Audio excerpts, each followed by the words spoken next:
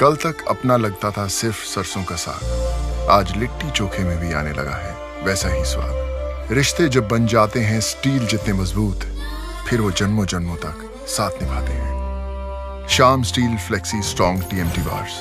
Steel तो सिर्फ एक बहाना है, मकसद तो इंडिया को बनाना है।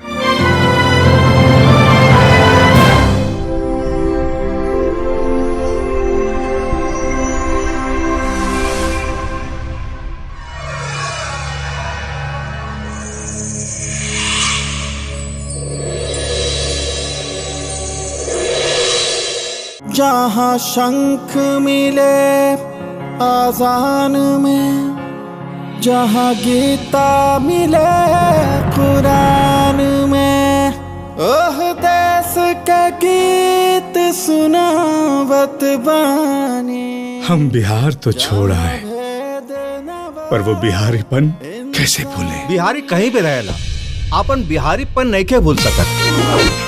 दोस्त के लड़का से तोहार शादी बचपने में तय कर देले बाड़े। लड़का भी काफी सुशील और संस्कारी बा। पापा कितनी बार बोल चुकी हूँ कि मुझे इंडिया के लड़के से शादी नहीं करनी है। तो लंदन आ रहा हो बड़ा? हमार शादी फाइनल हो गई बा अंजलि से।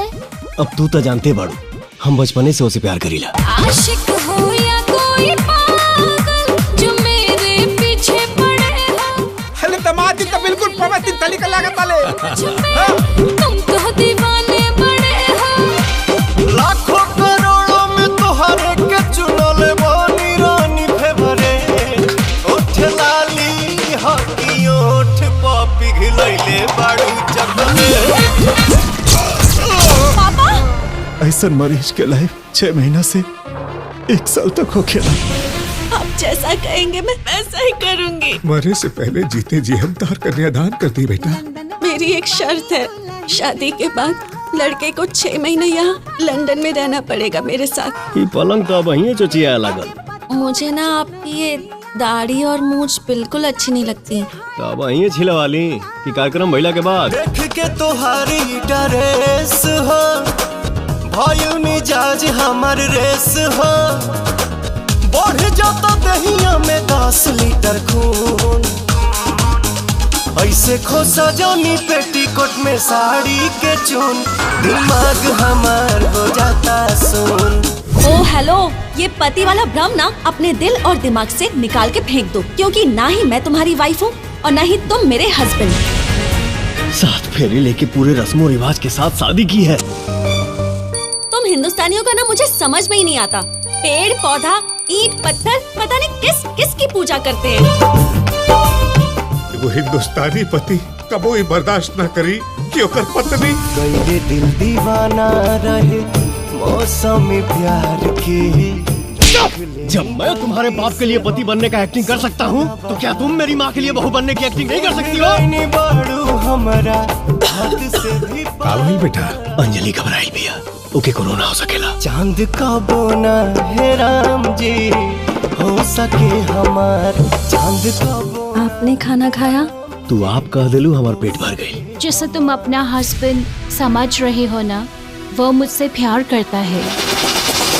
ऐसन का खास हो बा हमरा पास हो कि फेरा में हमारा रहेला। कुछ ना बुझात बा, बोलो का बात बा, खुल के काहे ना कहेला। कारी कजरारी नैन बान मारेला। तोहर लाला का लिपस्टिक, तोहर लाला का लिपस्टिक जान मारेला। मर्द मर्द होता है, वो चाहे लंदन का हो या इंडिया का। इससे मोहब्बत के बारे में क्या पता होगा? हाँ? बाप मुआले अनहरिया में, बेटा का नाम power house. Out of control जवानी बाहों में ले ले दिल भर जानी। तो हरे नवाई जमावल कही आवा ना। चलो हटा होने सटा नहीं भिरी, हमारा अभी मूड नहीं। अच्छा जय अब नाई है। नहीं आएगा मतलब?